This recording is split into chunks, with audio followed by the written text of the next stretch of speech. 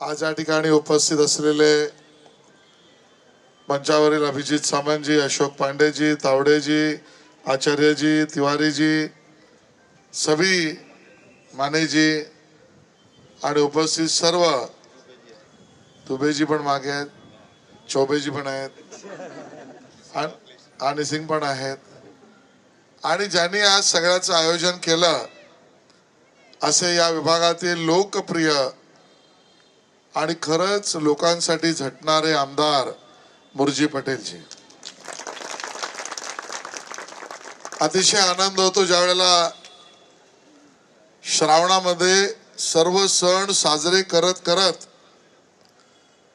श्रावण महिन्यामध्ये आपली भक्ती, आपल्या त्या ठिकाणच्या निष्ठा, प्रामाणिकता, सचोटी आणि ईश्वराप्रती असलेला आपला भाव, त्यात असे येणारे सण करत करत गणेशोत्सव येतो त्यावेळेला असं वाटतं की आनंदाचं उधाण आता आपल्या घराकडे आलेलं आहे. गणरायाचं आगमन,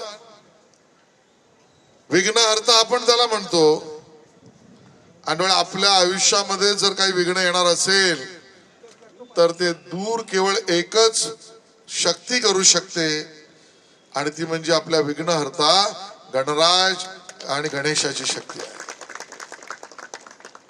आणि आपल्या कोकणामध्ये तर कोकणवासी गावाकडे जायची संधी कधीच चुकवत नाही.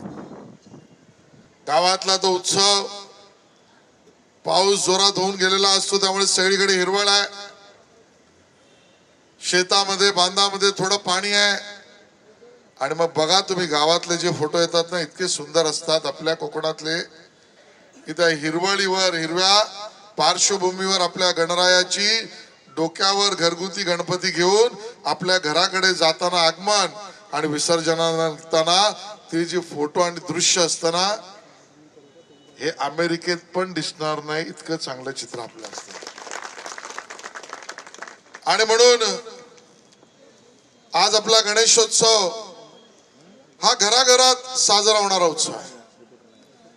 आणि मग आमच्या या कोकणवासियांना गावाला जायचं असेल, जरूर यावेळेला आम्ही 347 फेऱ्या कोकण रेल्वेच्या त्या ठिकाणी नव्याने केल्या, वाढवल्या. पण आपली संख्या आता खूप आहे आणि गावाकडे जाणाऱ्यांची संख्या वाढली पण पाहिजे, आणि म्हणून अजूनची व्यवस्था केली पाहिजे. म्हणून जवळजवळ भारतीय जनता पक्षाच्या वतीने यावेळेला 550 बसेस आपण सोडल्या, 550 बसेस. पण आमचे मुर्जीभाई, त्यांचं दरवर्षीचा कार्यक्रम आहे. हे आमदार झालेत म्हणून करत नाहीये, आमदार नव्हते तेव्हाही करत होते, आणि 9 वर्ष सातत्याने इतक्या मोठ्या प्रमाणात बसेस सोडण्याचं पुण्य कार्य आमचे मुर्जी पटेल. तुम्ही त्याला काय म्हणता, काय म्हणता? बघा, काका मला वाचवा. आणि म्हणून अशा प्रामाणिकतेने ते काम करतायत. मला या ठिकाणी मुद्दामून सांगायच्या वेळेला आपण एक कोकण रेल्वे विशेष राणे साहेबांनी तर सोडली, उद्या 25 तारखेला आपण मुंबई भाजप म्हणून पण त्या ठिकाणी सोडतो आहोत. या सगळ्या बरोबर या वेळेला जी विघ्न या आपल्या उत्सवामध्ये न्यायालयाच्या माध्यमातून काही लोक आणू पाहत होती, ती सगळी एक एक आपण दूर केलेली आहे. मला या ठिकाणी सांगायला नम्रपणे असं वाटतं, 2016-17 मध्ये काही लोक न्यायालयात गेली आणि म्हणाली की सार्वजनिक गणेशोत्सव मुंबईतले आणि राज्यातले त्यांचे उभारणारे मंडप आणि या सगळ्या व्यवस्थांमुळे आम्हाला त्रास होतो, असं काही लोक कोर्टात जाऊन म्हणाले, आणि आम्हाला यावर बंदी तुम्ही द्या. मी आता त्या न्यायाधीशाचं नाव नाही घेणार, कारण ते आपल्याला योग्यही नाही. जवळजवळ आपल्या या सार्वजनिक गणेशोत्सवावर ज्याची प्रथा परंपरा 100-125 वर्ष जुनी आहे, त्यावर बंदी आणण्याचाच कार्यक्रम केला. त्यावेळेला मी उभा राहिलो, देवेंद्र फडणवीस साहेब उभे राहिले, न्यायालयात स्वतःवर ताशेरे घेतले, पण या गणेश भक्तांची भूमिका देवेंद्रजींनी मांडली. न्यायालयातना ती बंदी आपण त्या ठिकाणी उठवली. होय, पर्यावरण पूरकच आपण आहोत. खरं तर हिंदू कुठलाही सण हा पर्यावरणाचा ऱ्हास करणारा नाहीच. अरे आम्ही वटपौर्णिमा करणारी लोक आहोत, आम्ही झाडाची पूजा करणारी लोक आहोत, आम्ही बैल पोळा करणारी लोक आहोत, बैलाचं पूजन करणारी लोक आहोत, आम्ही गाईला आम्ही माता म्हणणारी आहोत. आणि ध्रुवांमध्ये सुद्धा ईश्वराची ताकद आणि भक्ती त्या ठिकाणी बघणारी आम्ही लोक आहोत. आम्ही पर्यावरणाला ऱ्हास करणारी लोक नाहीच. काळजी घेतली पाहिजे, होय मान्य.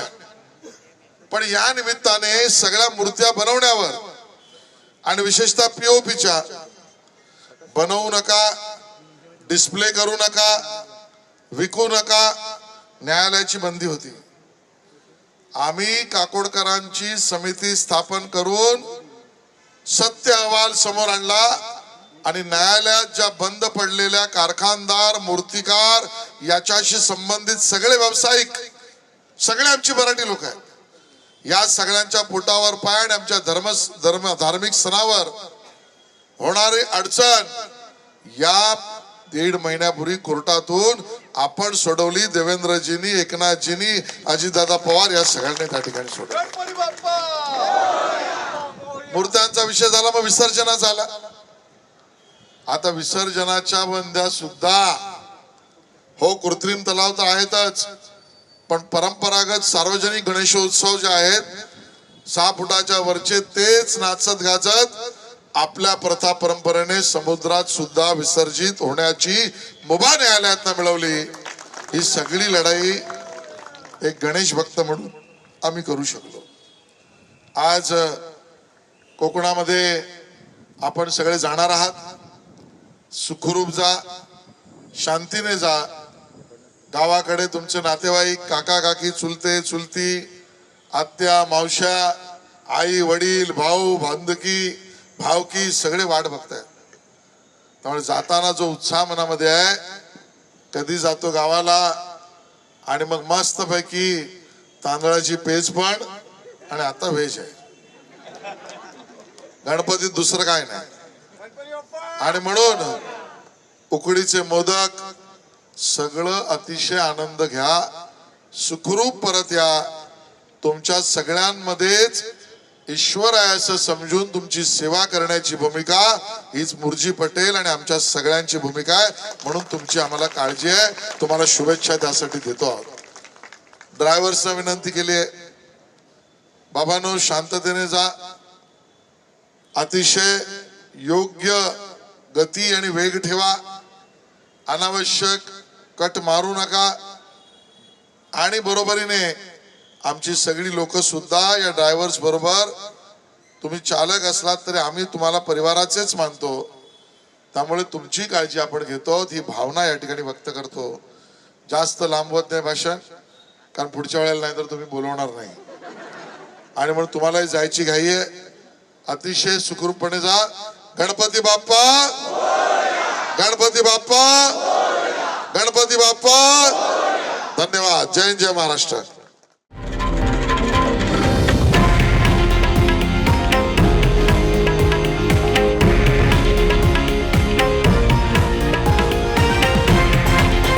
हे आहे देशातील नंबर 1 न्यूज नेटवर्क आणि आपण पाहत आहात TV9 मराठी, एकमेव.